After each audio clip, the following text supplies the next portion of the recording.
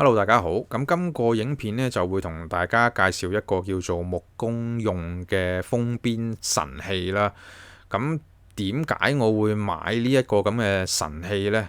最主要係因為之前有一個影片，其實係同大家介紹一啲自帶膠水嘅封邊條啊。咁佢就將呢個工具呢，就推咗俾我。咁我見幾十蚊啦，咁就買嚟試一試啦。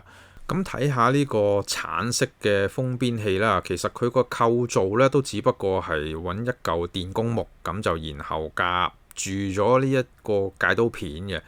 其實佢個構造都相對係簡單嘅，咁只不過同戒刀嘅分別就係佢有兩個窿俾你可以扣住個手指，咁令到你發力嘅時候呢，好似就會感覺上比較容易啲啦。咁當然啦，如果你話你本身屋企有戒刀，你要做少少維修嘅話，有冇必要去買呢一個20幾蚊嘅工具呢？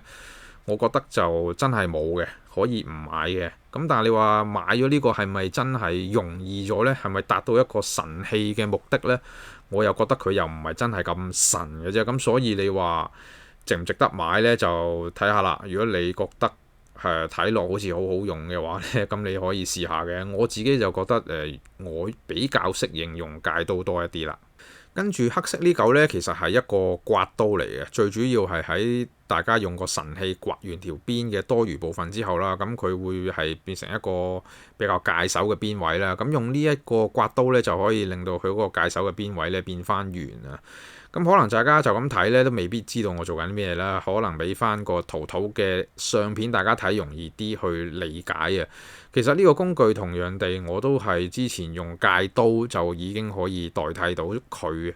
咁會唔會話買呢個50幾蚊金屬製嘅工具就會好用一啲呢？我又唔會覺得啦。咁因此呢，如果大家你話你去整嘅時候係咪真係需要買呢個工具呢？我覺得就真係冇乜必要啊。咁啊，除非你話你真係一個完美主義者啦。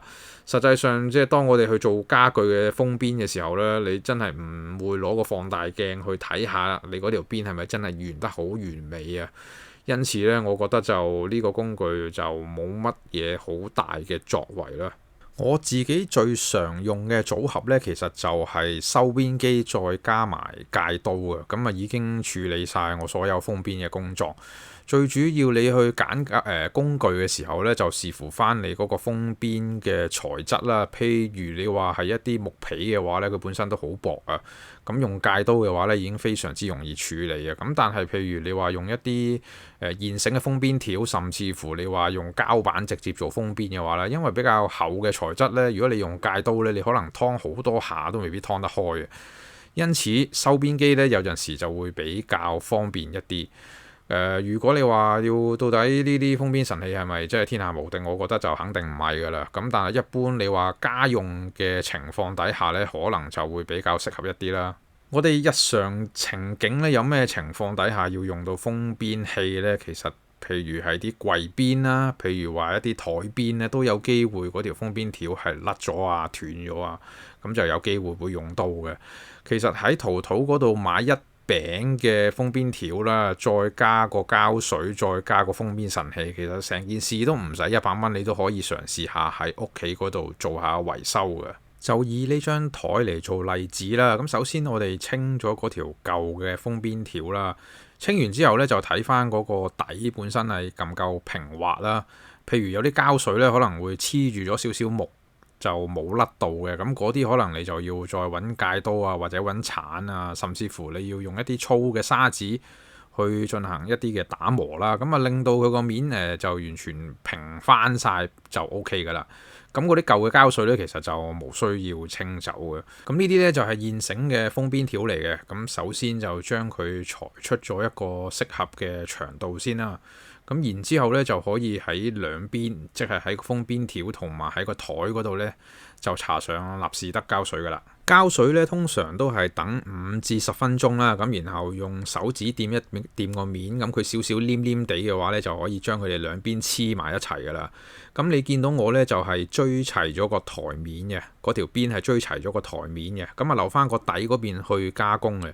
其實啲師傅咧就話通常咧佢哋就會追齊個底嘅，咁啊留翻個面去加工，因為佢覺得自己加工完之後咧個面會更加加完美，咁啊視乎翻啦。咁我自己個人就冇乜信心啦。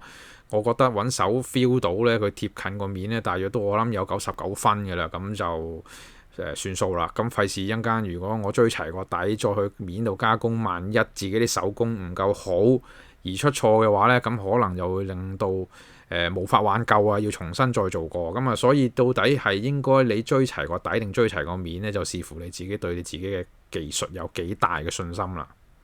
黏好咗嗰條封邊條之後呢，就第一時間用松節水呢，就將嗰啲膠水呢就抹咗佢啦。千祈就唔好等到佢乾咗之後先去處理，如果唔係呢，就好難搞噶啦。輪到個封邊器出場啦，先將個刀片褪出嚟啦，然後將3粒螺絲逼翻緊，令到個刀片就唔會走位。反轉咗張台之後呢，就可以將嗰啲多餘嘅邊裁切㗎啦。咁其實開頭嘅時候呢，譬如條邊突出嚟，我假設係3mm 啦，你未必一開始你就要裁切到齊整㗎。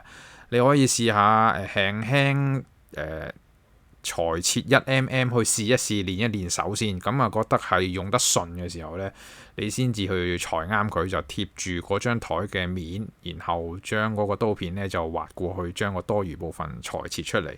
之後呢，就可以用個刮刀再去令嗰條邊呢就再劃少少啦。咁當然去到咩程度為之 OK 呢？